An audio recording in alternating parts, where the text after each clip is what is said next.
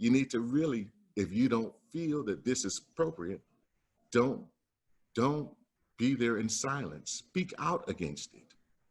Your silence gives consent. It shows a form of complicity, if you will. So the way that we combat this is that we let folks know that we do not support that type of behavior. And we make sure that our voices are heard.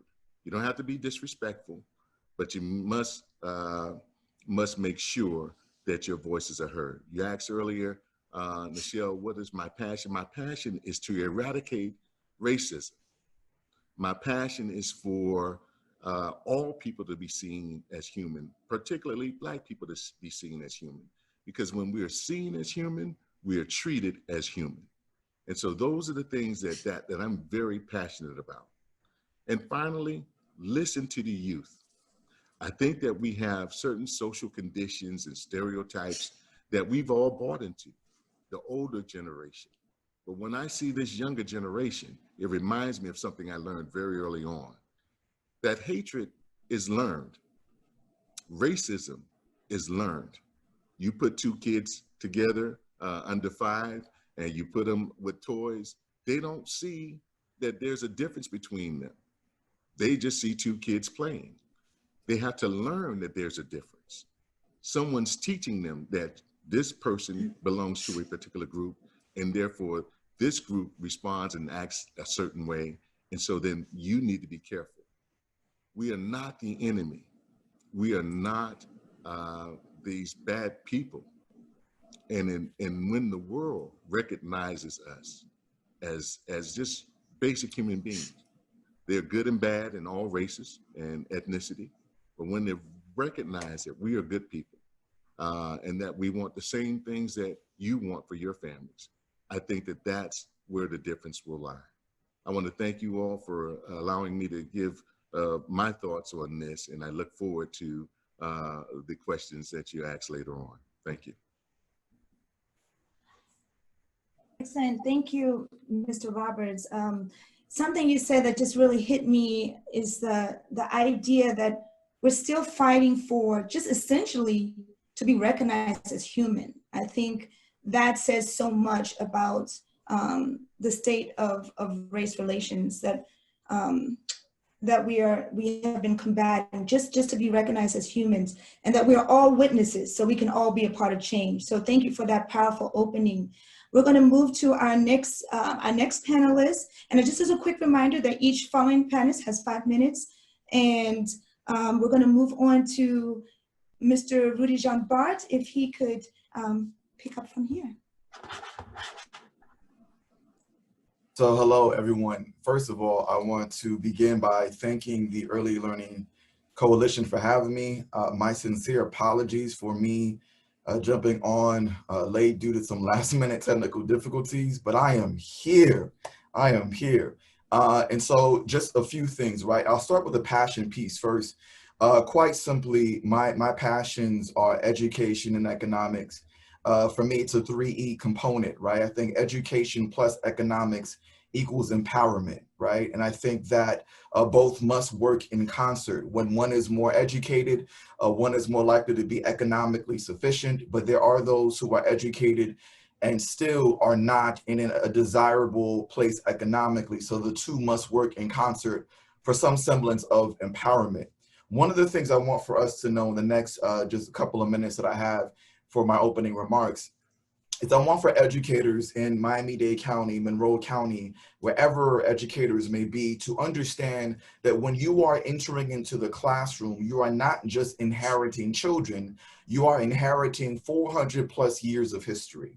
And one of the things that needs to be therefore understood is that white supremacy is the default of America. And let me explain. Too often, we look at white supremacy through the lens of individuals who are overt racists and those who are members of the Klan per se. But I submit to you that white supremacy is just simply the matter and belief that white is superior. whether consciously or unconsciously. Therefore, one does not need to be white in order to be a white supremacist. One could be Latin and be a white supremacist. One could be Black and be a white supremacist. When someone suggests, for example, that white equals knowledge, and so therefore if a Black person is articulating knowledge, they must be white, that is language of white supremacy, whether that is articulated by someone who's Black, someone who's white, someone who's Latin, someone who's Asian, no matter what the case may be. And so one of the buzzwords that has been thrown around in the education realm is culturally responsive teaching. But in order for you to understand, to be able to best be a culturally responsive educator, you must understand what has been taking place is what I call intellectual gentrification. And I'll go into deeper detail, hopefully at a later moment in time, to explain what I mean by that. But the point I want to make to you is this, that for 246 years, Black people, African people were enslaved in America. And in order to justify that free labor that came with a myriad of horrible punishment, there had to be a narrative that was born. And that narrative that was born was that these individuals were bodies, but not minds. Why is that important? Aristotle suggests that what makes us human is our ability to reason. Therefore, if I am going to posit that a group of people don't have an ability to reason, it therefore suggests that they are subhuman. If they are therefore subhuman, then it makes it easier for one to be dehumanized. Where do we often see that dehumanization placed or displayed? In the classroom. It needs to be understood, right, that assault, intellectual assault, happens to Black and brown children in the classroom all of the time. And it's very important that we have this honest dialogue about how do we address that and how do we deal with that and how do we stay away from that, right? I think there's a couple of things. One, we need to do a much better job of asset framing, right? Instead of looking at Black children through the lens of deficit, how do we see them through the lens of asset? What are their capabilities? What are their potentials? Secondly, how do we not just create programming, but how do we create a culture of empowerment? What does that look like? So many people do programs and people have conversations, but people often move away from that conversation because policy without a change heart is just fake. And so what we need to realize is that it's not just enough for us to have a little bit of policy changes within our school system. We must literally have a change understanding as it relates to how we deal with our children so that it becomes a culture that is so palpable that anybody who is racist in that environment feels uncomfortable. Racism has been able to be persistent because there is no discomfort. Many of the ideals essentially are agreed upon, whether consciously or subconsciously. My hope is in this new era and in this new movement, that it not be merely a movement or a moment, but an actual change where a new culture is birthed that says Black bodies are to be respected, but also Black minds are beautiful and to be empowered, right? And again, none of that can take place without an honest autopsy of American history.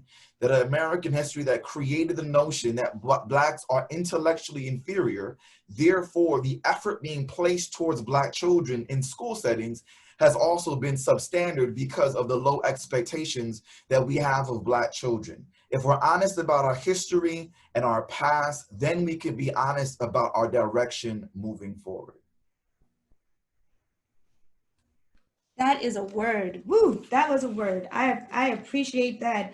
I have so many sound bites. I'll just pull out one, but the fact that when a child steps in the classroom, they're also inheriting 400 years of history. We've all inherited that 400 years of history, and that white supremacy is the default. Wow, that was a word. Thank you so much. I look forward to learning more about intellectual gentrification when we come to the questions and looking at not only the Black body, but the Black mind. So thank you for starting us off on that discourse. Very powerful, very powerful. I'm going to move to, speaking on the school setting and psychology, I'm going to move to Dr. Tiombe Bisa-Kendrick. So good morning, everyone. I hope everyone can hear me okay, or good afternoon. I'm going to start my timer to make sure that I do not go over my 5 minutes. Thank you, Tiabe. Okay, I started. So I just want to share an African proverb to start. And the proverb goes, if you want to know the end, then you need to look at the beginning. And so I'll start with my passion point as well. And my passion point happens to be children. And so my entire career has surrounded the mental health as well as the education of children. I just, want to say that our children in any society, but definitely including the one that we're in here in this country and then in this county and the city, that we must, children are our greatest gifts and they're our greatest assets, and they are also our greatest hope. And in that regard, we must do everything that we can to be the best stewards for them and to protect them. In relationship to racism and discrimination and marginalization and being minoritized, children, unfortunately, of certain groups and backgrounds have had more than their share of struggle for more than 400 years in this country. And I think that when it comes to racism, there definitely is the historical part that we need to focus on and pay attention to. There is no solving a problem unless you are going to be honest about why the problem exists in the very first place. Many children that I see of color and children that experience economic marginalization and trying to get away from using terms that look at things more of a deficit, like low income, I'm learning. And so now I use economic marginalization because that is what many of our children experience in our community. And that economic marginalization has historic roots in our society as well as in our county. And we need to definitely address the marginalization, because any type of marginalization is going to impact children and their potential, and which means that eventually we're going to lose whatever assets and talents we may have benefited from in our society and also the world, because many of our children who have talents and gifts, they can not only impact where we are physically in this country, but it can transcend to other countries, other cultures. But without having the proper opportunities at the very beginning of their life, that makes the possibility that they won't reach their potential, and that's just not fair, just basically because of the color of their skin, or because of their social class, or because of the income that their parents may earn or not earn. And so when it comes to children, people speak of education, but I can tell you this, that, when you want to talk about children, you have to talk about from the time that mother is pregnant with the child, because by the time they get to us in kindergarten, they've had 4 to 5 years already of some of the negative experiences that our society places on them, which is no fault of their own. And so when we talk about children, we have to talk about the various structures and institutions that are responsible for making sure that children are healthy. And in almost every institution that we have in our country, children of color and children of economic marginalization, regardless of color, come up short. And so you're looking at health disparities, which do impact children tremendously. You're talking about issues with disparities in education and children with disparities in the criminal justice system.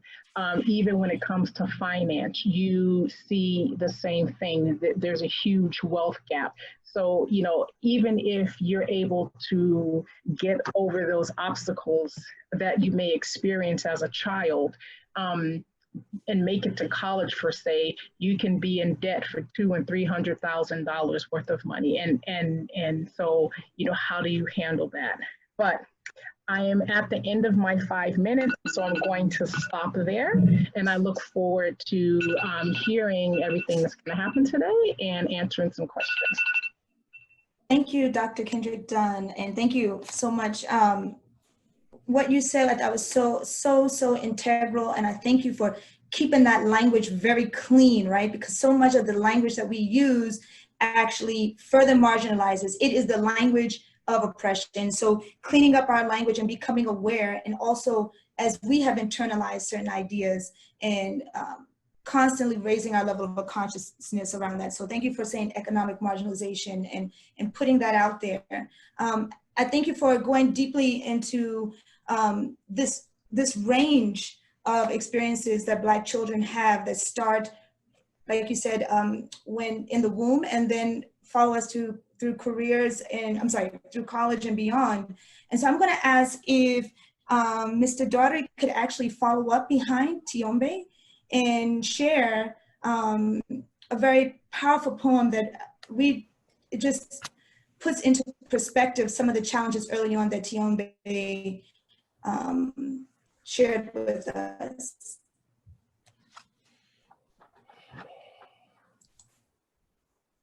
I got dead Black boys in my pocket. I don't leave home without them. I got my ritual. I grab my bag, my keys, my ID, and 2 or 3 brown bodies that I bury betwixt the lint. They hold me down. They keep me weighted. They slow my step, a little less bounce in my bop. They cause me to stop, freeze. They squeeze my thighs, buckle my knees, and straighten my spine. More reliable than any card, credit, or debit, the dead get me right. They keep me quiet by screaming over me sometimes. In the summertime, you can smell them. Their futures rotting, see them spotting as blood drips down my legs. Sometimes they jingle like change. These boys, these dead boys, these dead Black boys make music like tambourine. Like they are yet shells, casings dancing towards the ground that sound like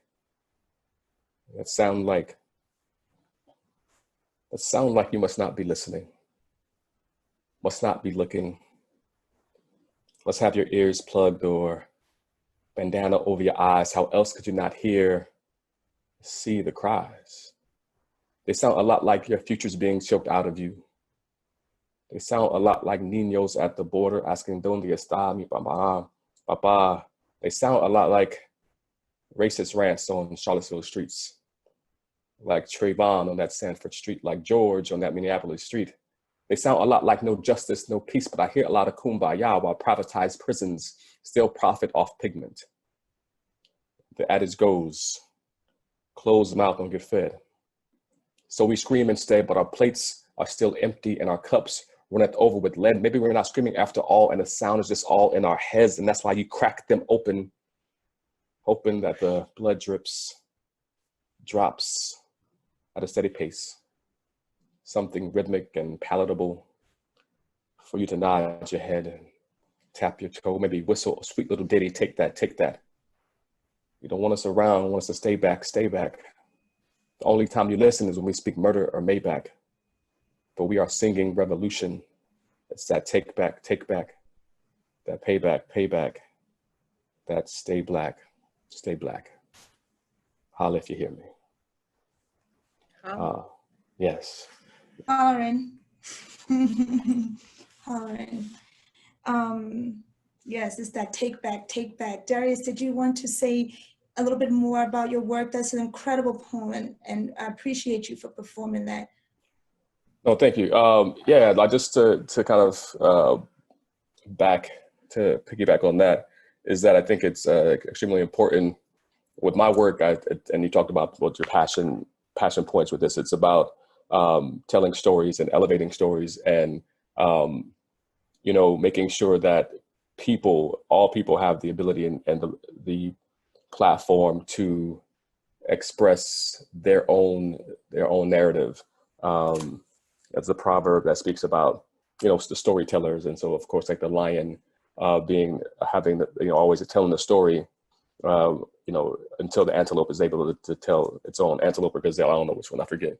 But, you know, and I think for far too long, you know, there's been one narrative that's been pushed, and it's important that we all start listening to all the narratives and to all the stories, you know. And in this country, as everyone before me has mentioned and has broken down so poignantly, there's a narrative that is not pretty, and there's a narrative that doesn't reflect very kindly to this country's history.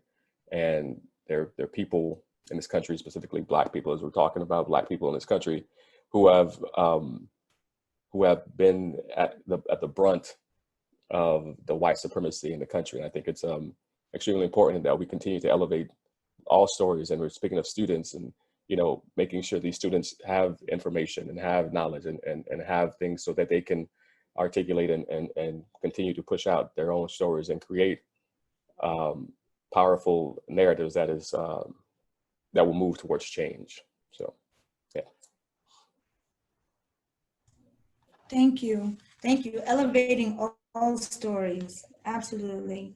That is crucial to drowning out the very loud white supremacy. So thank you for that. I'm going to go into Mr. Jerome.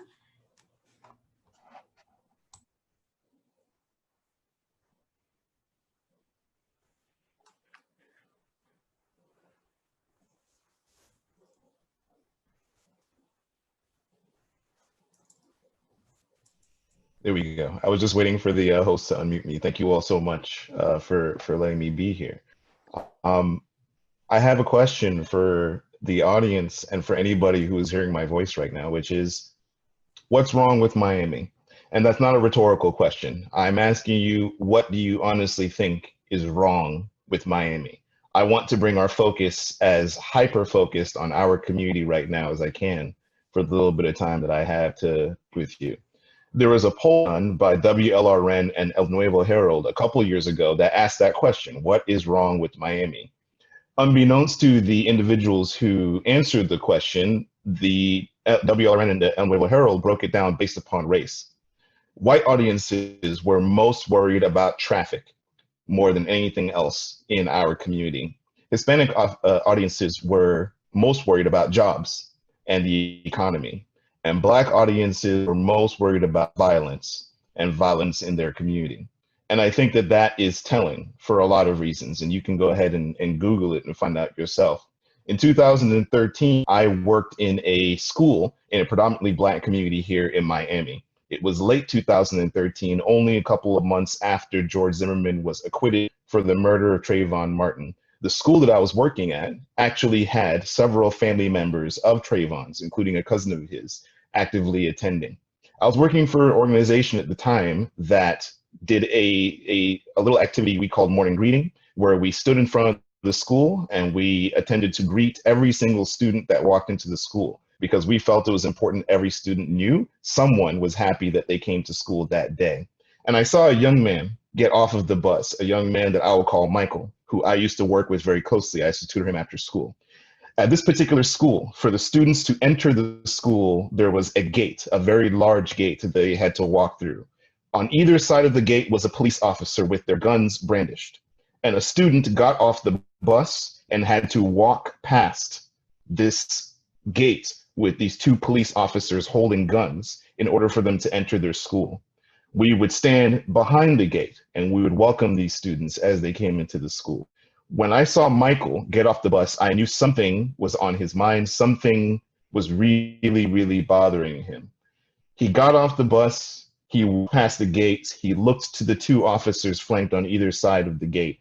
And as he started walking towards the school, I saw him stop and ball his fist and turn around and start to walk back towards the police officer. I then decided I was going to take a step and stop him. I grabbed Michael and I kind of redirected him, and I just took him for a short walk near the school. And I asked him, boy, what did you think you were gonna do? Were you gonna go and swing on a police officer? What was going through your head?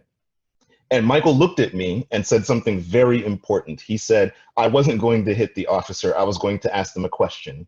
And I said, what were you going to ask them, Michael? He said, do they go to their child's school and do the same thing they do here? Are there police officers at their child's school with guns for them to walk into the school? And ultimately, what Michael was really asking is why? Why did his school have armed guards? Why did he have to feel like he was in a prison? Why, when he walked into his school, did they pull down his hoodie if he didn't do it himself? And ultimately, these are questions we have to ask of our city. Who decided that this young man had to go to this school in this community, in this zip code? Who decided that his streets were going to be less paved than the streets that he saw in other communities throughout the city? Who's the one that decided before he even got in high school that he was considered 2 or 3 or 4 levels behind his other students, and what work was going to be necessary on him to try to meet the gap? These are the questions that I'm hoping we are all asking each other a lot more right now, because there's a reality to how everything we do in this community affects the Black people in this community. And I'm saying that very specifically, the Black people affected by this community. There is something that you can Google right now that's a very interesting tool to learn more about this. It's called the Atlas of Inequality. You can Google it, and what the Atlas of Inequality allows you to do is find out in specific cities how money operates in your city. And if you click on Miami and you look at how money flows in this city, some very interesting things happens. Individuals who have a high income only spend their money in predominantly white communities in this community, white and white Hispanic communities in this city. Low income individuals spend their money all over the city.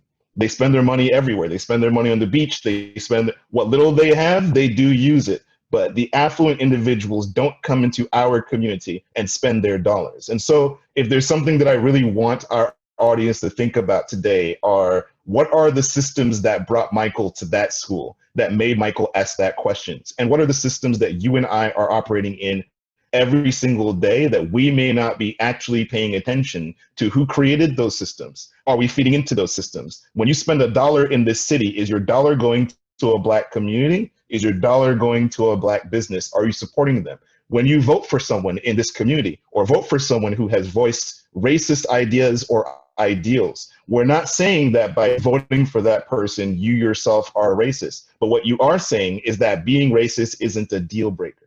And that's a bigger question that I think all of us need to understand. So I hope in the course of this conversation and many others, our audience continues to ask that question. What's wrong with Miami? And more importantly, how am I contributing to the systems that keep a Michael exactly where he is? Thank you so much. Incredible. More words, another word. Thank you so much.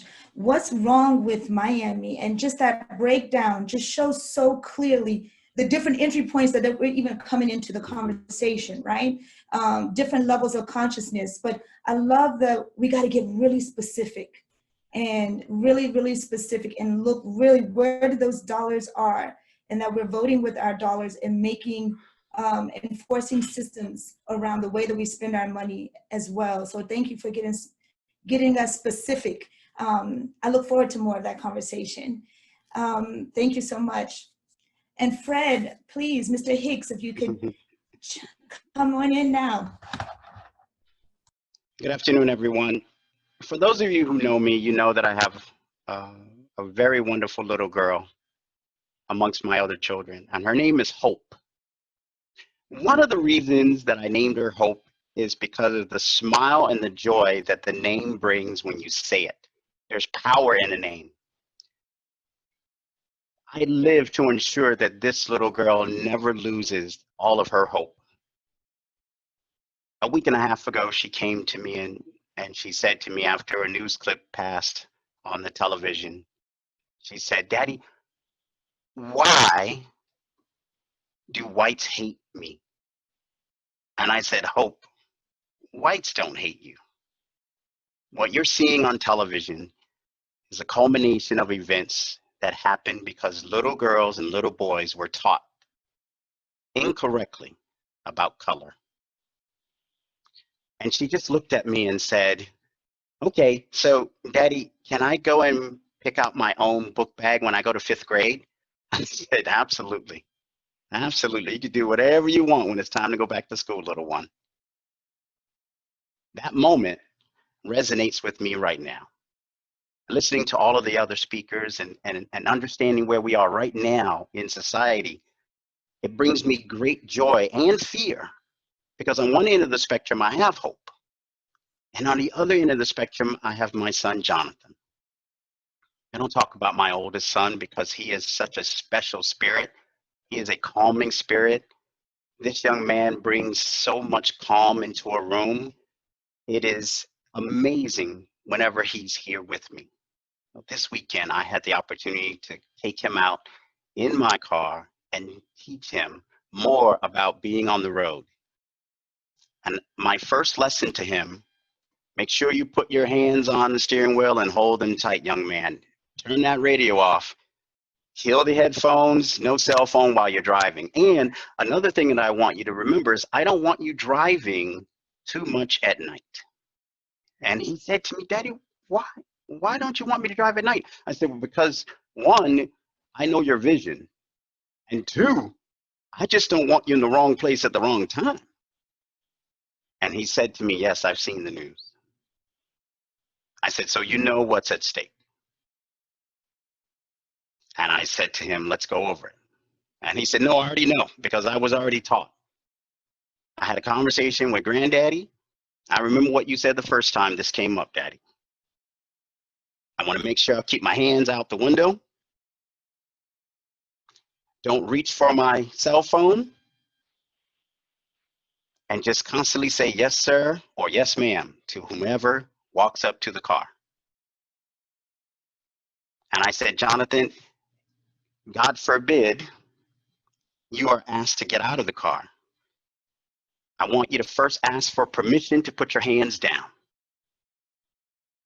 Then I want you to ask for permission to open the door. And then I want you to ask for permission to step out. And during that process, I want you to keep your hands as visible as possible. If you're asked to get out of the car, don't ask why. Ask for permission. Obviously, you know what I'm passionate about. I worry and I dream and I pray all in one breath that all of the knowledge that I bring to the table, the information that is available through technology, helps to expose the institutionalized, the taught racism that still prevails here in the United States, that one day we can all overcome these obstacles. And I won't have to teach my children how to drive. Thank you. Oh, Fred, thank you. Thank you. Thank you for sharing that, because people need to understand what it looks like in the everyday. What are the conversations that Black families are having with their children, with each other? So thank you for sharing the hope, and for sharing Jonathan, and for sharing that we need to do better. We need to do better. And so thank you very, very, very much. I want to continue with the question that Mr. Jerome posed. It's going to be a change to my question, but I think following what Fred says, what's wrong with Miami? What is Miami's unique branding of racism? How does it show up in our community? I think people who are joining in and calling in from other parts of the country may think that Miami might be a racial mecca. It's diverse, multicultural. Maybe they think of it as a playground. But what we hear from these panelists is that the structures are very complex from the way that our money is used in this community to the conversations that we must have with our children and with each other, and then the call to action and the way that we, from Mr. Rowland, how we must communicate in order to visibilize our humanity. So I want to open up that question. What's wrong with Miami? What is Miami's specific brand of racism? And how can we begin to address that? All right, I'll start. So one of the things I think that we really need to look at is some of the things that were just mentioned by the last panelist. First of all, he's just not teaching his son how to drive. He's teaching his son how to drive while Black. And most Black families have to have that talk with their children. And it should never have to happen. In Miami, even though we are very multicultural, very diverse, we still deal with these issues. We deal with the issues, even though you have a multi-ethnic community. We deal with the issues because Black is Black all over the world. It's viewed the same way all over the world by most people. And so I want to say that when we look at it, we must not be disillusioned. We have to understand that racism comes in many forms. It comes in the structural and it comes in the strategic form as well. When you look at it, there are microaggressions. When you look at it from a structural framework, you look at how they've done redlining. When certain Black folks can't get loans from banks or financial institutions. When you look at it from a structural perspective and you look at your, in any organization or management, look at the management team. Look and see how many Black faces that you have on that management team. How many perspectives are you going to be able to have when you have folks who've never been Black, but serve primarily Black populations, and they have no one in a management position to give input? It's like you have the authority to think for us. And so the other part of it is you have to understand privilege. They have this exercise called the privilege race. If you guys have never seen it, I encourage you to Google it and see what that experience is like. It talks about how, as a race, everybody starts off at the same starting line. But as there are a series of questions that are being asked, and you'll see the difference in terms of the response. Those who answer the questions can proceed forward. And those who can't answer those questions affirmatively, they stay in their prospective spots. And it shows you the disadvantages when it comes down to race. And what I want to say is that until we get to a place in Miami where, and in the United States and the world, where a lady calls in to the police and claims that 2 Black men are attempting to abduct her or her son, when she in fact killed her child. And you have to understand what that means. In South Carolina, that happened with Susan Smith, and they rounded up all of the Black men that didn't even fit the description. And so when you use your privilege, assert your privilege for your own personal beliefs, and you look on YouTube, you look on social media, you'll see many examples of that. Young man mowing the lawn and a white lady calling the police because he's actually doing something productive, but she didn't want him mowing his lawn or a neighbor's lawn. A guy bird watching in Central Park and asking the lady to put a leash on her dog. And she used her privilege and weaponized her privilege to say, I'm going to call the police and tell them that I'm being assaulted. So what we must understand about Miami and worldwide is that we must be treated in a humane way and understand that those who have privilege to not use that privilege against someone who is Black or a person of color. So can I wanted to also answer the question. And let me just, hold on, I'm gonna try to keep it like at 5 minutes. But from my perspective, and I'm gonna answer from the perspective of children, I want to say that first, you know, Florida is located in a southern state, and we have to remember the unique history of the states in the South related to people of African descent.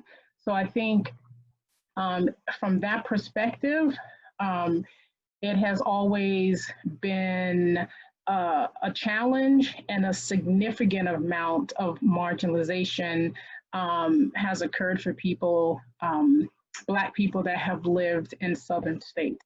And so there's a historical perspective. The other piece about the history, when you're talking about culture, you know, part of the purpose of slavery, or how you were able to make it effective, is you had to strip these individuals of their culture. And so many African Americans, so if you're of African American descent, because we have to remember that all of the people of African descent that live in Miami, they're not of African American descent. And so some may be from Caribbean, some may be African. We do have people that have migrated from many African countries that live here, and then African American. So you have differences within those cultures. And so, but, you know, if you're talking about an African American in particular individual, just the amount of culture that was stolen from them.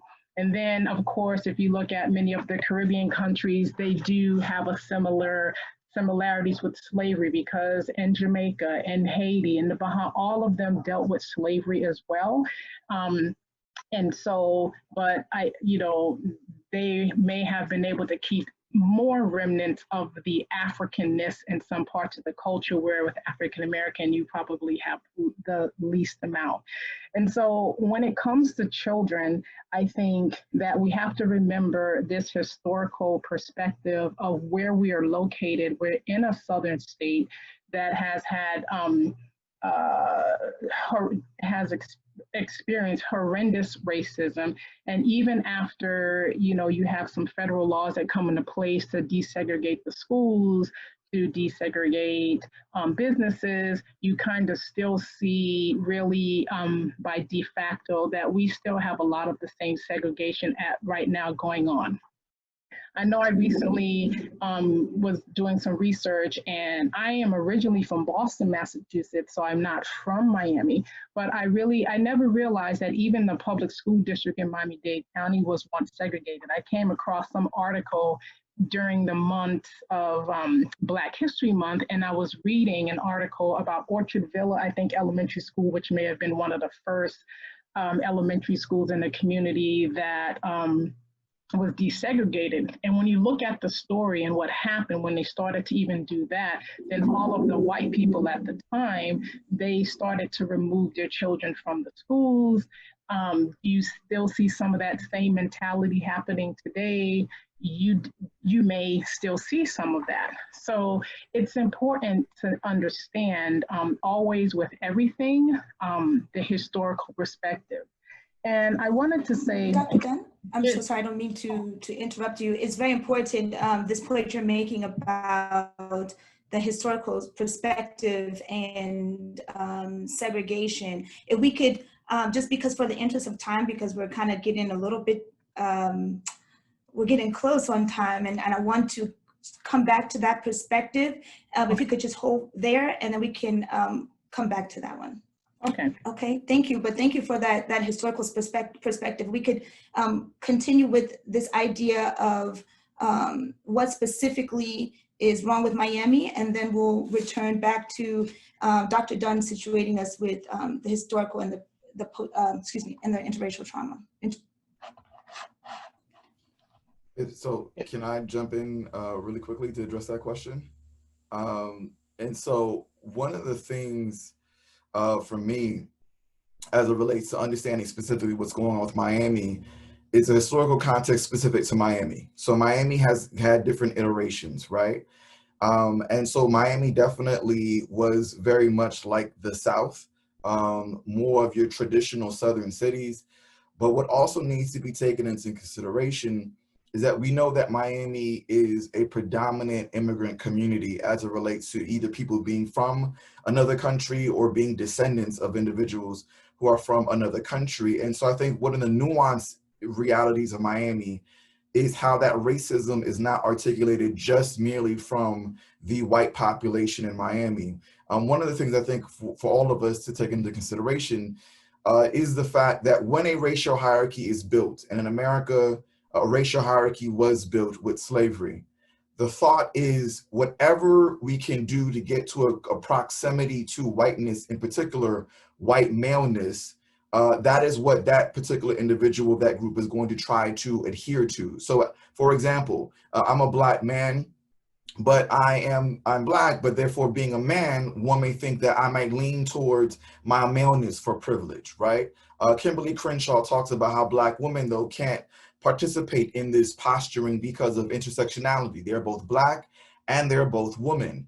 And so what happens is a lot of our Latin brothers and sisters, unfortunately, have been perpetuators of racism due to the fact that there is benefit, the thought may be, distancing oneself to Blackness. And so one of the things that has to be asked or thought of is how many of our Afro-Latin brothers and sisters don't feel comfortable admitting their Afro origin, right? And then even beyond that, going to the aspect of Miami being a very strong Caribbean population, and some of the nuances and differences between coming from Haiti and coming from Jamaica in comparison to being African American. So if you're coming from a predominantly Black country, in particular, let's say something like Haiti, where there's a history of a Haitian revolution, and that Blackness was celebrated from a national perspective, when you come into a situation in which you're having that mindset, you're not aware as much of the racial barriers that exist. And so any successes that you may therefore be able to matriculate, you therefore may assume that there's no reason or no excuse for African-American brothers and sisters to not experience some of those successes. But even that speaks to a certain kind of ignorance, right? And so what needs to happen more so in Miami moving forward is a cohesive understanding of the African-American experience, and therefore more collaboration amongst those of African descent, whether they be Caribbean, whether they be African-American, whether they be Latin, right? And so Miami goes through, again, this iteration where in the early 1900s, many Bahamian brothers and sisters, as well as some African-Americans coming from Georgia and whatnot, were instrumental in the building up of Miami, but they were sectioned off. This is the reason why in Miami-Dade County, in Broward County, and in Palm Beach counties, what you find is the majority of Black people are in the northwest section of those particular counties. I'm from Miami. I am no different. I grew up in the northwest section of Miami. That speaks to the localization of Black people. That speaks to the segregating of Black people. And that history has to be dealt with. But with the infusion of Latin brothers and sisters and the infusion of Caribbean brothers and sisters, unfortunately, too often there has been a participation in the white supremacist understanding that was very much prevalent in Miami in the first half of the 20th century. And so moving forward, it's very important that we be honest about our bias, no matter what our upbringing is, and that it has a very unique palette in Miami because of our diversity. And lastly, our diversity does not excuse us from the racism that is very much prevalent. And one of the things that prevents us from dealing with the racism is that we think we're diverse, and so therefore it doesn't exist. It exists even worse so because we're not engaging it and we're not being honest about it. And that exists in the classrooms as well. By the way, I just want to say this is a powerful panel. And something Jennifer Lopez mentioned in the comment section in 12:42 p.m. Needs to be analyzed and looked at, but I'm just happy to be a part of such a really good panel. I'm blown away by every time someone else speaks. It is incredible, the range on this panel. So thank you. I have to soundbite this. Diversity does not excuse us from the racism. It becomes like a mask. So thank you for bringing that point so specific to Miami-Dade. I think as a person who moved to Miami, I had that understanding. And once I entered into Miami and had racial experiences, I could not understand or situate myself inside of that, because I also was under the idea that diversity was the solution at that point in time. So thank you for bringing that to the fold. Time is starting to wind down, and I apologize. I also want to have a little bit of time for question and answer. And so if anyone else would like to address this, I'd like to be able to have a little bit of time hearing from the audience, because everyone is so engaged in the chat boxes and there's so much knowledge being shared. I think someone asked about Kimberl Crenshaw that Mr. Jean Bart mentioned. So please feel free to go ahead and add in. And I want to leave a little bit of time for the chat box. So please forgive me if I have to cut you a little bit short at some points, just so we can make sure everyone's heard. Imani? Yeah, I was just going to say that I think one of the things we have to remember as well about Miami is that Miami is a young city.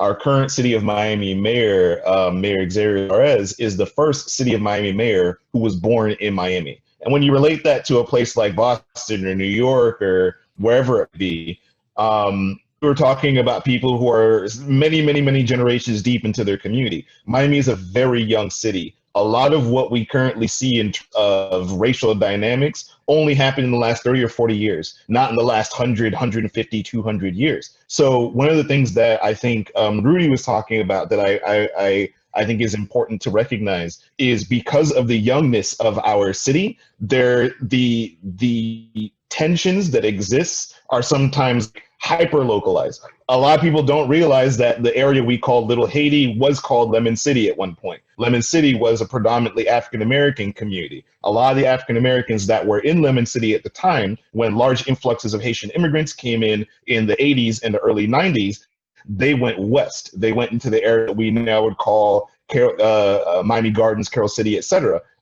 There's still tensions amongst those individuals 1.7 miles away between a school like Charles Drew K through 8 in Liberty City and Miami Edison Middle School in Little Haiti, 1.7 miles apart, but the differences of those communities are huge. And there are many people in Miami who call Miami home, who live here, work here, spend our money here, that have absolutely no idea why 1.7 miles separating two schools can actually mean two completely different experiences, cultures, people's backgrounds. So what I would basically just try to say is, for all of us that call this city home, think a lot about where you live, why you live there, why you moved there, or why your parents moved there. Where did they come from? Who was there before? And who got pushed out when you moved into that space? These are questions all of America needs to ask. But in Miami, we're talking about something that could have happened literally just the last 2 or 3 generations. And I think that's what makes it very, very interesting in this city as opposed to others.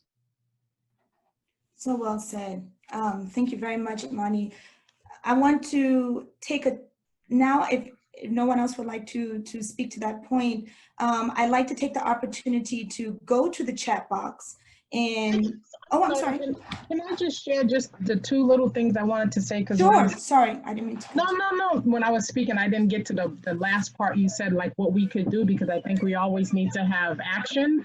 But I just wanted to say that healing as a group of people collectively, healing is something I think in a collective way that needs to happen. I think a lot of the challenges that we see that people of African descent experience in this country and even in our county is because we have not had the opportunity as a group of people to heal from the many injustices that we've experienced.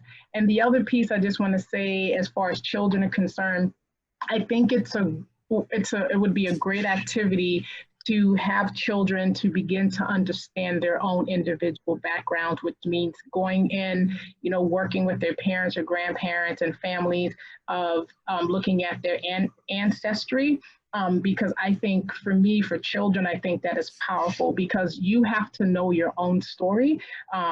I've been working on that for the last 8 or 9 years myself, but I think that is a beginning point to just understand your story as a person, your parents, and then you work your way backwards. I think that that's one way to begin that healing process for children. Thank you. Thank you. Michelle, I do have one question from the chat box for you. And thank you to Dr. Espinosa for reminding us that we are being recorded, and this recording will be posted on the Professional Development Institute's website. A question from the chat box. How do we help leaders understand that social programs only have to exist to compensate for racist policy? To the panel. I think we just remind them just of what the panelists said, because I 100% agree with the participant, because that is the reason why we have programs, and programs do not solve problems that have historical proportions if you don't look at the root causes to the issue. It doesn't matter how much money or programming you throw at it, it's never going to resolve it 100%. That takes healing, and that takes, really digging in deep to really determine what is the issue, why, and let's figure out how we can address it.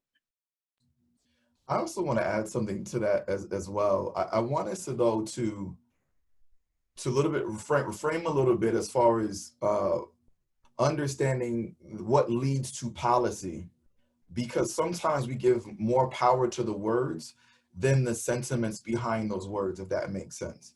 And so there is a book entitled Race After Technology by Dr. Ruha Benjamin. And what that book speaks to is that quite often our technology ends up being racist, but clearly the technology itself, right, are just being programmed by human beings who are racist, right, whether they recognize it or not. And again, we should reframe what racism means. Racism is the default. We have to unlearn racism in America. It's not like a cold you catch, oh, I got some racism, all of a sudden I'm different.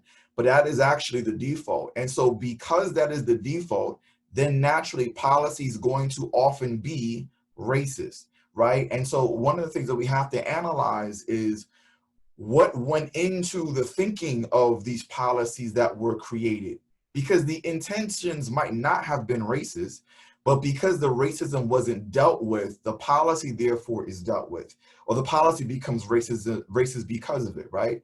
And so part of reshifting the programming aspect, again, goes back to culture needs to precede programming. It needs to be precedent over programming, rather.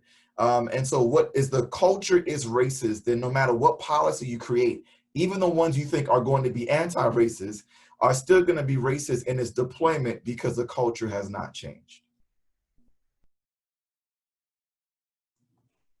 Thank you. That both Dr. Dunn and Rudy, you really go back to the idea that we must look at the roots.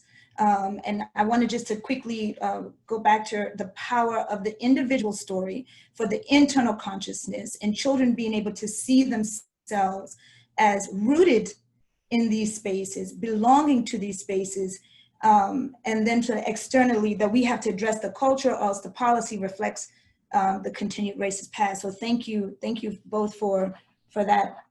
If I could just say something real quick, like super quick.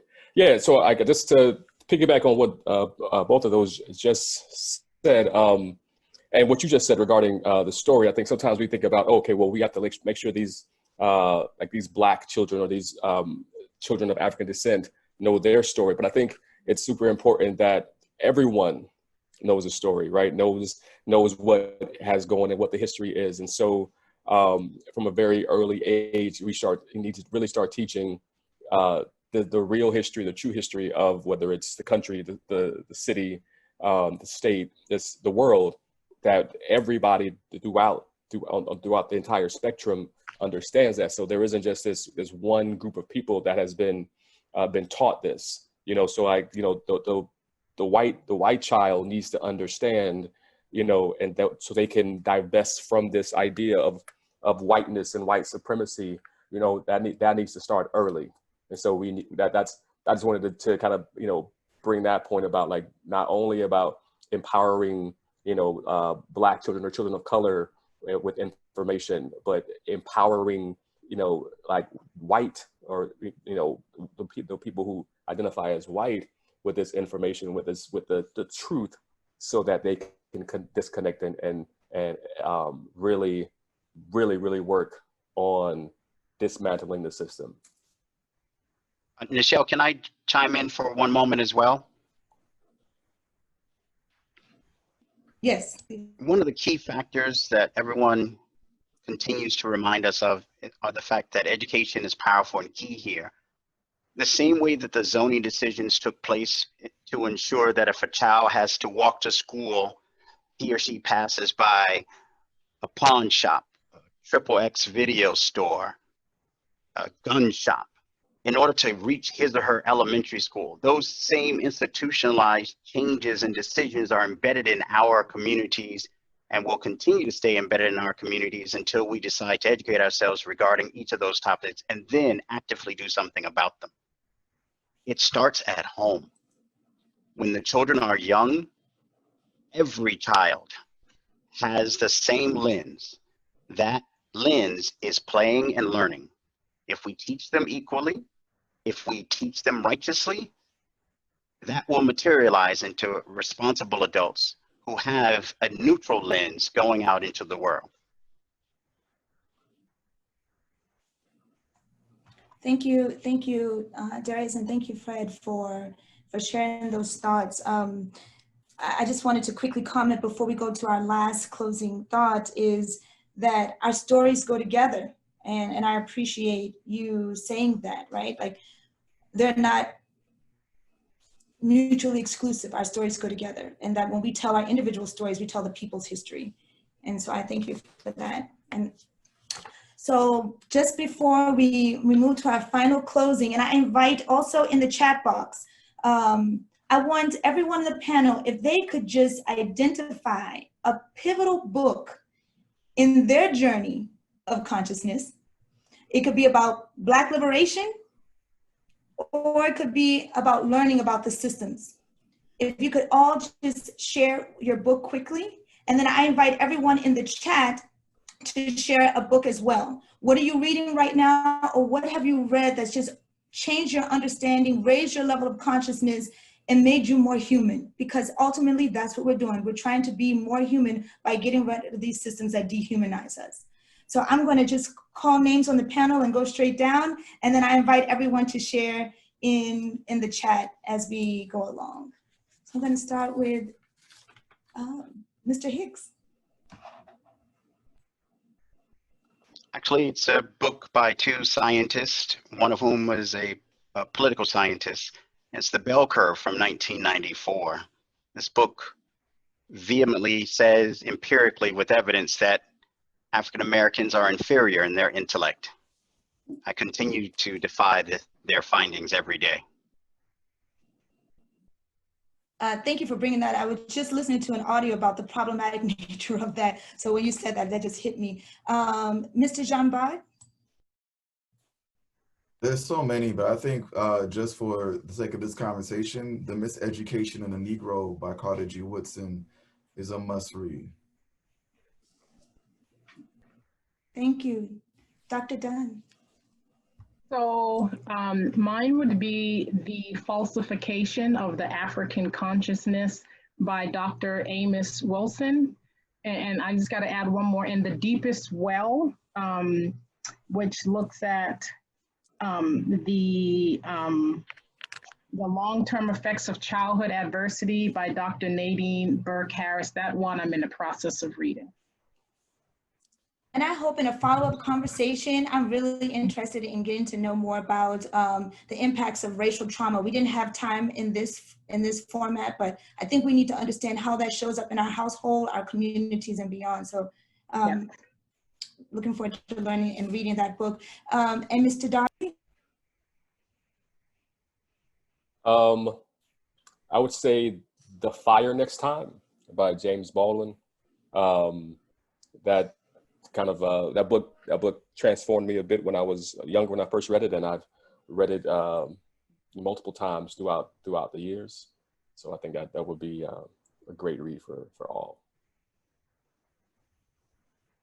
Mr. Roberts?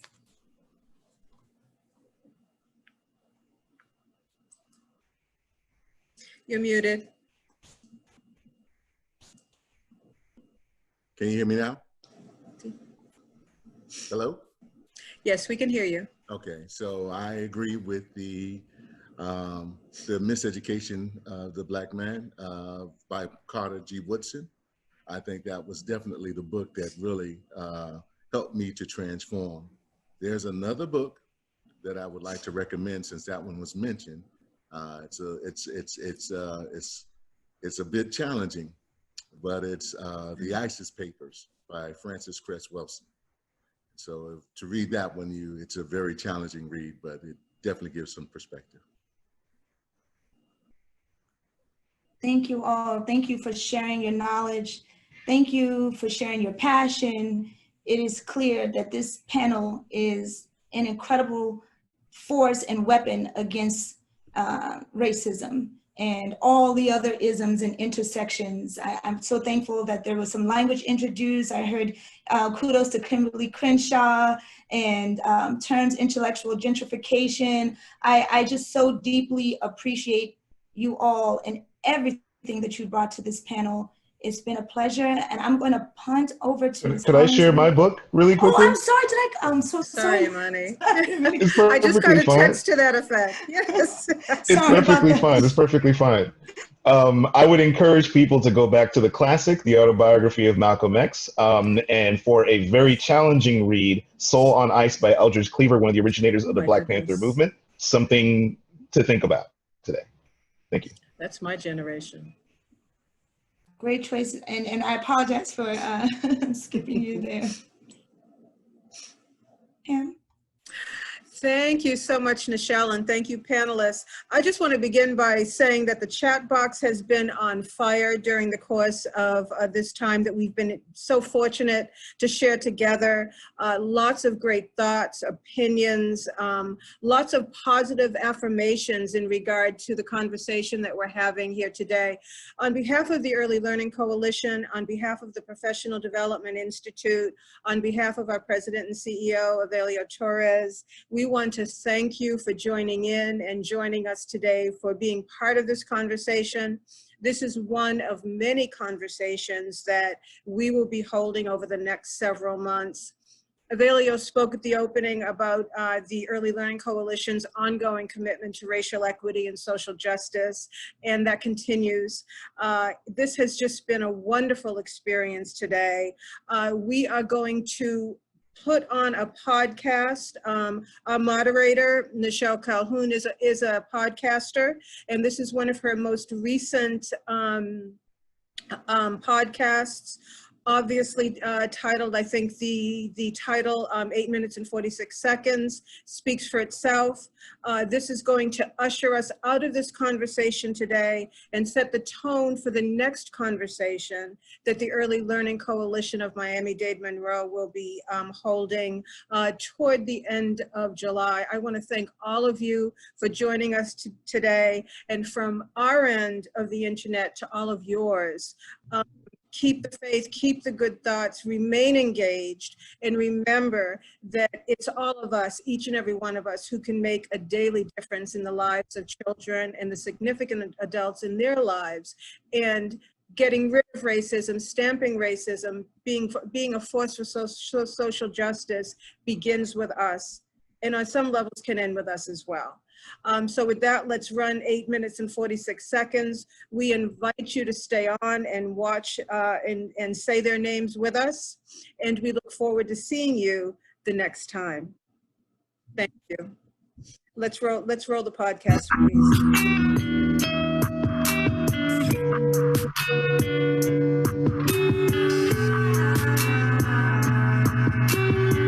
This is Nichelle Calhoun of Perpetual Blackness. And I am Jonathan Glover, her co-host for today. Today, we are creating, holding, honoring space for those killed at the hands of police violence and those subject to acts of violence by everyday white supremacists. This list is nowhere near comprehensive because there have been far too many deaths, known and unknown. And I want to say their names, but then I don't. It feels like a hollow memorial at first, but then I find myself longing to put their names in my breath, on my tongue, and roll them from vocal cords ancestrally made.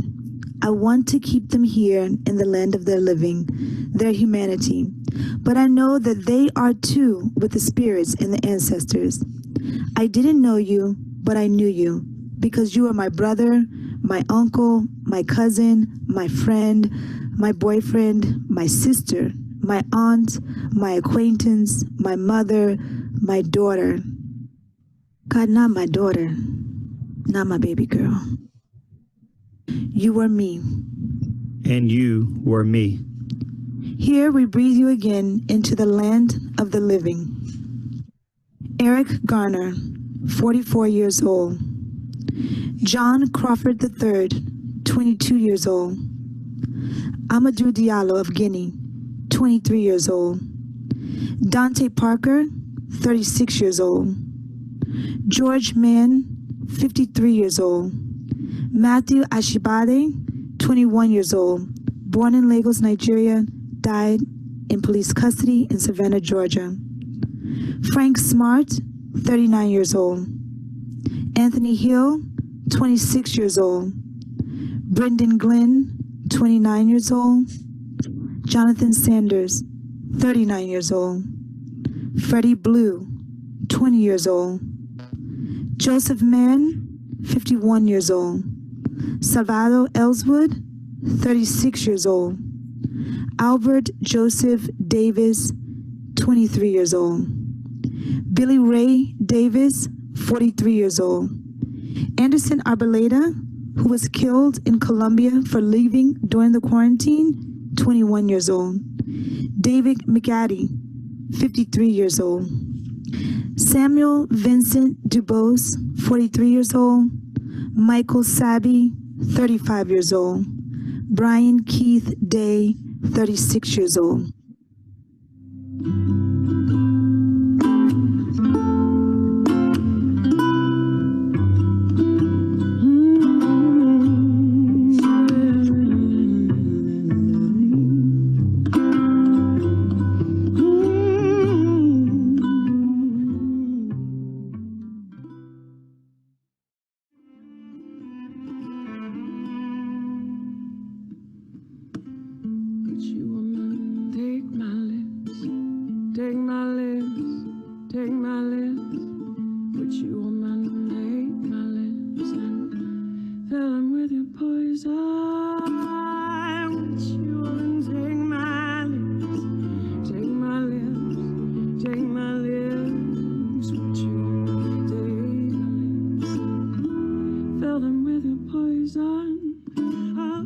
In America, Black men are seen as threats and disposable.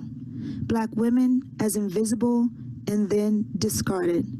But by saying these names, we challenge this Black life is cheap paradigm, and we venerate those for their inherent value to the community and to those who love them and to their own holy purposes, of which were abbreviated mercilessly. We who are in the land of the living keep the list because it is in their names that we will catapult change, not only here, but in the Americas and beyond. We who are in the land of the living keep the list that there must be change in Minnesota, California, Florida, Maryland, Texas, Georgia, Colombia, Brazil, Peru, the Dominican Republic, Italy, Greece. Because we know the devaluation and degradation of Black people is not only in the United States, it is global. It is not only physical, but economic and social violence. I dedicate this recording to my extended Wilson and Gandhi family who lost Bakari Henderson to white supremacy. He was just 21 years old and on a trip to Greece. I also dedicate this to the daughter of George Floyd. Yes, baby girl, your daddy is changing the world. And to the countless others over the centuries who've lost their lives to white supremacy. Those seen, those known and unknown. We who are in the land of the living keep the list. Ashe.